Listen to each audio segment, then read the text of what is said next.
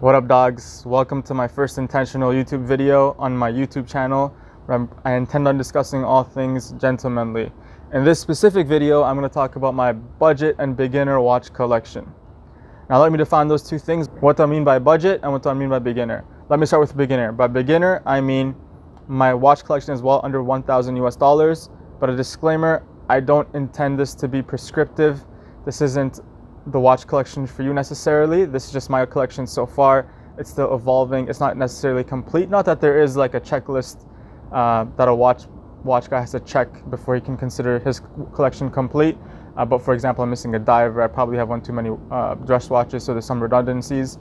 But that's what I mean by budget. Now with beginner, what I mean is I've only been to watches for about a year or 2 years. So I don't really consider myself a watch enthusiast because that has some like connotations with it that I think, you know, applying to myself is sort of pompous or silly. You know, I just like watches and geeking out over them a little bit. Obviously, I've always known about watches. I've always worn at least a fashion watch. I remember in grade 9, I got one off eBay, and since then I've been, you know, replacing it every few months. And then eventually I splurged on what at that time I considered to be an expensive watch, which was a smartwatch, because I got tired of replacing my fashion watches every few months. And that watch was a Pebble Time Round. It was a great watch. Unfortunately, Pebble got bought out by Fitbit, stopped being supported. When I want to replace my smartwatch, the ones that had similar functionality were too thick, and the ones that were similarly stylish, they didn't have as much functionality. So I ended up opting for a regular watch. I consulted with a couple watch guy friends, and that's when I found myself in this rabbit hole. And then a couple years later, I'm here with my watch collection. All right, let's get into it. Watch number one, my beater watch, the Casio A51 8W. Now this watch I actually got before I became a watch guy. I got this watch in the summer of 2017. I was going on vacation. I didn't want to risk losing my Pebble Time Round. Also didn't want to have to go through the trouble of charging it. So I got this watch as a beater watch to not have to worry about when I'm there. It's a great watch. This probably gets the most wrist time out of all my watches. I wear it at the gym. I wear it in the sauna. I've taken it to the ocean. And sometimes it just goes good well with outfits. I'll just wear it casually. I love the stopwatch, the small case size, 33 millimeters. The lighting is abysmal, but you know, what can you expect for this price range? So I got this watch off Amazon for about 25 Canadian dollars, and I've seen it as low as 15 Canadian dollars around Christmas time. But at this moment, it's 17 US dollars on Amazon. Now moving on to my second watch, the Orient Bambino Open Heart in Rose Gold. This is a great watch. This is my first watch guy watch. I got it at the end of 2018, like in December. I love the domed crystal, love the clean look of the dial. Open case back, and of course that open heart, you can look into the in-house automatic movement. You know, very stylish. I love the rose gold and the brown leather strap. There's two gripes I have with this watch though. Number one is, as beginner watch guys, I think we're really excited about automatic movements and we want to show them off to people who aren't into watches. So I got the open heart, but I feel like it interrupts the look of the clean dial. So if I had to redo this, I don't think I would get an open heart. And secondly, it's a little too big for my 6 1/4 inch wrist. If I had to redo this purchase, a second thing I would look into is getting a smaller watch. Of course, the Bambinos are typically larger. This is actually 40.5 millimeters, so not as big as the other Bambinos, but it's still a little bit too big for my wrist. Regardless, great dress watch. I wear it when I need to dress up, obviously.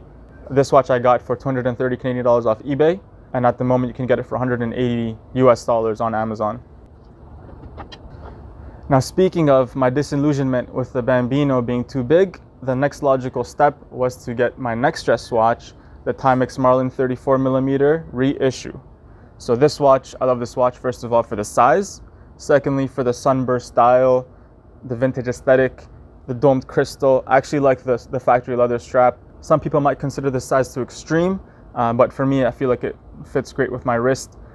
I don't consider it too feminine. Even if it is, you know, it's fine. It looks fine on my wrist. Also, this is a manual wind watch, so I love the little ritual of winding the watch before I wear it. Just makes it a little bit more intimate, and I enjoy that. I got this watch for 170 Canadian dollars used on Kijiji, which is the Canadian version of Craigslist, but you can get it on the Timex website for $200 US. So the next two watches are a little different. They're sort of heirlooms, although not necessarily intended to be so. The first is my everyday watch, the Seiko 5 from the 70s, according to my amateur Google research. We found this watch in a dresser in my parents' room. Nobody knew whose it was. Then I saw a picture of my late great uncle wearing it. I immediately replaced a broken factory bracelet with this cheap mesh one. It was just a couple dollars off eBay. This watch gets the second most amount of wrist time after my Casio. You know, it's chunky enough where it's not too dressy, and it has enough wrist presence, but it's still small, 38 millimeters, where it suits my small wrists. I love the matte dial, the Arabic date, and just like the aged look of it makes it quirky enough and interesting enough for me to wear every day and be happy with it. So I can't price this watch because it's discontinued and I didn't pay for it, but you can find similar everyday Seiko 5s on Amazon all day for around $100 US, and they're excellent everyday watches. Okay, now onto my last watch, the Omega Deville. So this is dated to around 1987. This is actually my grandfather's. It was given to my uncle who didn't really wear watches, so he gave it to me thinking I'd get better use out of it, and I do. Very classy watch. It is also very small, which is, you might have noticed the thing that I like smaller watches now after that Bambino. But this is also quartz, so it's very slim as well. This is probably the smallest I'd be willing to go on a watch, but I still like it. Very classy tapestry dial. This steel bracelet, sort of beads on rice sort of look. So this is also a sort of dress watch I have, but more of an everyday dress watch because of the steel bracelet. Again, it does look a little feminine, but I'm okay with that. You know, I like this look, especially on my smaller wrists. But yeah, it's a great watch, great sentimental value. I won't be selling this watch, and I won't be able to price it either because I didn't pay for it, although it'd be funny if my uncle did make me pay for it.